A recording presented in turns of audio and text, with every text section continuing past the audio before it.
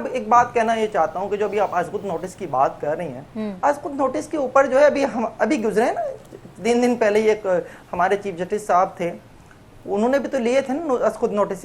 लेकिन जरा मैं उनका एक छोटी सी अगर आपसे कहानी शेयर कर दूं, बहुत छोटी सी, मुझे पता है आपके पास टाइम कम है, चंद नहीं टाइम है फहीम, आप रिलैक्स होकर बताइए। जिया साहब के दौर में एक केस हुआ फारूक बंदियाल साहब का। फारूक बंदियाल साहब कुछ अर्से पहले जो इन्होंने पीटीआई ज्वाइन की थी, उसके बाद बहुत ज्यादा प्रेशर आया तो उन्हें पार्टी से निकाल दिया गया। फारूक बंदियाल साहब हैं कौन? फारूक बंदियाल साहब वो शख्स हैं जिन्होंने अपने साथियों के साथ मिलकर जिया दौर के अंदर अदाकारा शबनम को उनके शौहर और उनके बेटे के सामने जो है इज्तिमाई ज्यादती का निशाना बनाया था। और ये जब गिरफ्तार हो गए उसके बाद हमारे एक बहुत सीनियर जर्नलिस्ट साथी हैं, आज़ादी सहाफ़त के हम उन्हें हीरो भी कहते हैं, जिया दौर में उन्होंने कोड़े खाए, लाहौर के ये खबर नईम हाशमी साहब, वो भी जेल में थे जिस वक्त ये मुलजिमान गिरफ्तार हुए। और वो अपनी किताब में लिखते हैं कि ना वहाँ पे फातेह शबनम कहा जाता था। ये इतने ढीठ किस्म के लोग थे। इन लोगों को जो है बाकायदा तौर पर सजाए मौत हुई थी।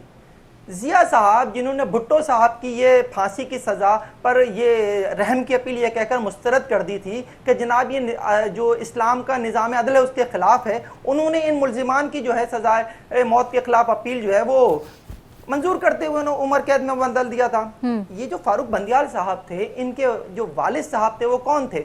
वो एफ के बंदियाल, फतेह खान बंदियाल साहब जो सेक्रेटरी दाखिला थे। और ये वो सेक्रेटरी दाखिला थे जिन्होंने सारे केस को मैनेज किया था, और मैनेज कर इस हद तक किया था कि अदाकारा शबनम जो है वो इस वाक़े के बाद बांग्लादेश जाना चाहती थी, उन्हें एनओसी तक नहीं दी गई थी। और ये जो हमारे अभी चीफ जस्टिस साहब गए उमर अता बंदियाल, ये फारूक बंदियाल के फर्स्ट कज़न हैं और एफ के बंदियाल साहब जो हैं उनके मामू हैं। खुद नोटिस केस ले रहे थे ना, खुद नोटिस लेते ना इस केस का नोटिस के कैसे उस शख्स की सज़ा जो है वो उम्र कैद में बदली गई, कैसे वो उम्र कैद की सज़ा के चंद दिन के बाद ही जो है मुल्क से बाहर आ गया। ये सब चीज़ें इस मुल्क में हुई हैं, ये इस मुल्क की अदलिया की तारीख है। इस मुल्क की तारीख को लिखने वाले अगर जजेस जो हैं आज अपने पुराने फैसलों के ऊपर नादिम नजर आए तो ये अच्छी बात है। फाइज़ ने कहा आज कि जनाब आपका जो है वो गलती हुई है, अदालत से जुल्फ़िकार भुट्टो केस में, रिकॉर्डिंग केस में गलती हुई है। जब उनकी एक मौके पर निशानदेही करने की कोशिश की गई कि आपने तो है फला केस भी जो आपने किया था उसका ऑर्डर तो आपका ही है फुल कोर्ट के हवाले से, तो उन्होंने कहा गलतियां हमसे ही होती हैं।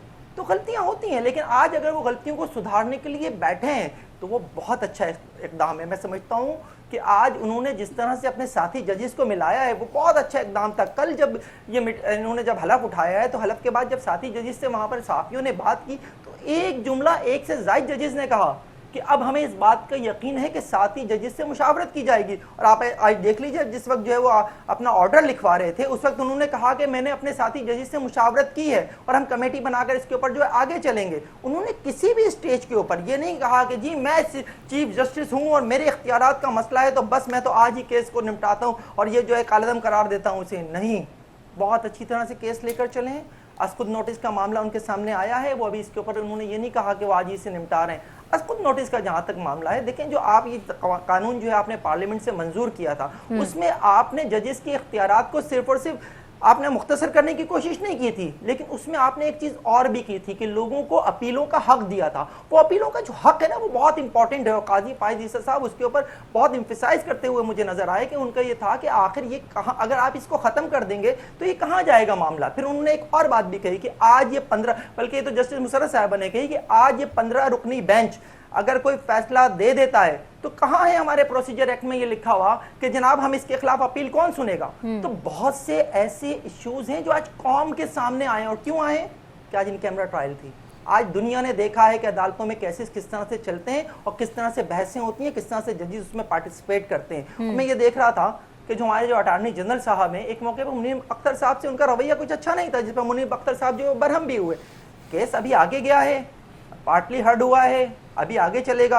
अभी 25 सितंबर तक सबने उन सवालों के जवाब जमा कराने हैं जो जजेस ने आज उनसे किए हैं। दरख्वास्त गुजार भी हैं और दीगर भी हैं, अटॉर्नी जनरल साहब भी हैं। फिर 3 अक्टूबर को देखते हैं। मुझे नहीं लगता कि अभी 3 अक्टूबर को भी इसका फैसला आ जाएगा, लेकिन ये बात बहुत इंपॉर्टेंट है कि चूंकि वो इस बात का ऑर्डर कर चुके थे कि मैं जब तक कि इस केस का फैसला नहीं आ जाता supreme court practice and procedure act का मैं कोई केस नहीं सुनूंगा, इसलिए आज उन्होंने अपना जो है आगाज इस केस से किया।